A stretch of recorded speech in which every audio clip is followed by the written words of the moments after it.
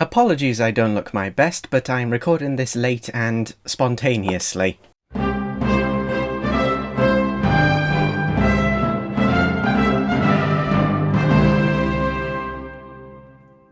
Eurovision have announced something new for this year.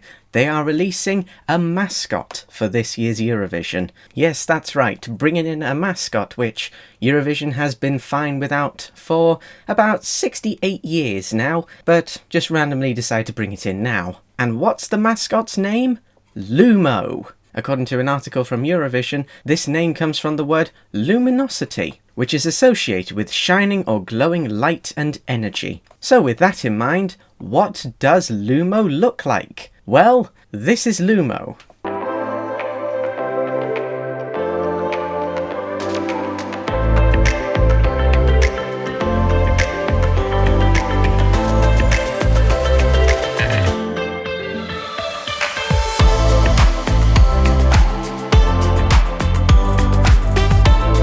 Looks like a fish with those eyes. Here's some more information from that Eurovision article. Lumo is more than just a character. It has been designed to showcase the beating heart of Eurovision. Well, that's because he's shaped like a heart, which I didn't notice at first. A living symbol of the magic of music and the Eurovision slogan, United by Music. When I look at that, I don't think United by Music. I look at this, and I think United by Music. Or this, where the slogan was first used. Lumo is said to embody the unstoppable power of music. Yeah, he doesn't look like a play button, though. Its untamely curly hair blazes like flames. That explains the logo. Dancing wildly to the beat and reflecting the electrifying of the Eurovision Song Contest. With its bright colours, it illustrates the heart of emotions. I see it's a heart, but I'm not thinking heart of emotions. From enthusiasm to the warming comfort of shared experiences. Its big, bright eyes. Yes, those big, bright eyes. When I stare into those big, bright eyes, the only thing I can think of is how they've clearly just stolen the colour scheme from the Instagram logo. Also, when you click on the Eurovision article, this is what you're greeted with. A big pair of beady eyes, mouth poised to burst into song. He doesn't look ready to sing. And its expressive hands. I wouldn't have said expressive. They're just by his side. They're not really expressive. If they were up in the air, cheering, that would be expressive. Not that.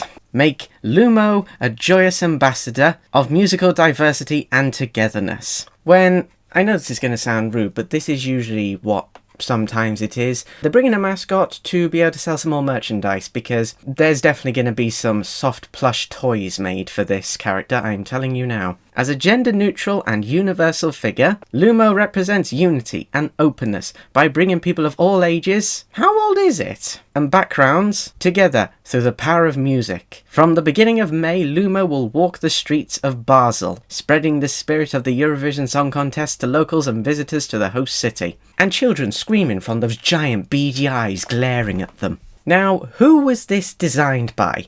Well, this year at Eurovision, they are very keen to make sure that students are involved with Eurovision in all sense of it. When they did the semi-final draw, they made it clear how students were involved in the design of the graphics and also with the filming. Today will be the first ever Eurovision Song Contest event that's been planned and executed by a school. Woo! And they're back at it again with this mascot. Designed as part of a competition in which 1,100 students from Basel Academy of Art and Design and the Basel School of Design were invited to submit their creative ideas. A total of 36 unique designs were entered and judged by a jury made up of representatives of Basel 2025. The winning design was submitted by this woman, Lynn Brunner. I'm probably butchering that name there. As I was finding video clips for this video, I came across a German news article that said that this is not the first time that Eurovision has done mascots. Turns out they've done it before in the past, but I never knew about them before. So apologies for what I said before, where I said they have been fine for 68 years without them,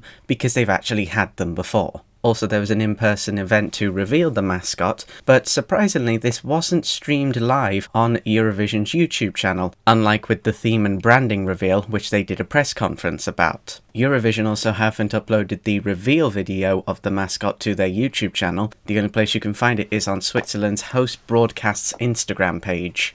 A 20-year-old student from, I'm not even going to try to say that, near Thun. Lynn has been studying visual communication, graphic design, I think everyone just calls it graphic design, since last autumn and is currently in her second semester. It was felt that her passion for creativity and design shone through in her impressive creation. Now the thing is, I was able to find an image of her, and in which in the background you can see some of her mock designs, one of which looks a little terrifying if you saw it in a dark alleyway or saw it as a jump scare. But the thing is, either she is an amazing graphic design person, and this just looks too real, people will think it's fake, or it has been created with AI. This is the problem with AI, because this has most likely been actually created by her, but I don't know about you, but to me this just looks AI. Now, it's not something that I'm a fan of, but I'm sure when it comes to Eurovision itself it will grow on me. But if you ask me, we really didn't need a mascot. I don't think people, when they think of Eurovision, they're gonna think of a mascot to bring people together. They just think we're coming together because of the music. The music from our country to compete together, to see which country is going to win, and if we are going to win, and we can host next year. That's what brings us together. The music. We don't need a character to help say that we're united by music. We just need to be united by music. Honestly, I could maybe see mascots being used again in the future, but honestly, I don't really think we could. I can imagine that it will be brought back because people out there do like this character from what I've seen, but I just think it's a pointless new thing that's been brought in and really doesn't need to be included in future years. If anything, it's now something else that's part of the large amount of planning and preparation that has to go into Eurovision every year by the host country.